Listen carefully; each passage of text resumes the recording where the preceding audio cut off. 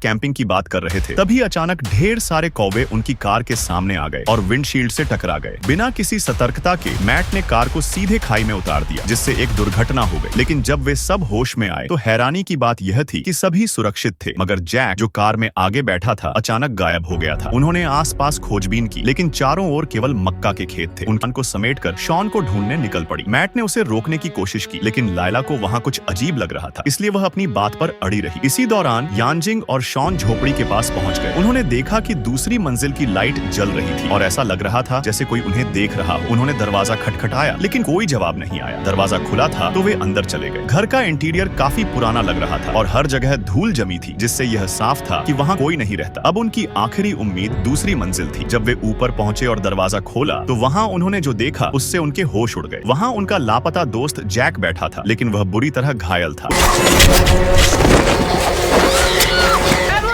फिर अचानक दूर से उसकी चीख सुनाई दी। उसकी चीख सुनते ही मैट दौड़ पड़ा, लेकिन जब वह वहां पहुंचा तो लायला गायब थी। केवल उसकी चीखें मक्के के खेतों में गूंज रही थी।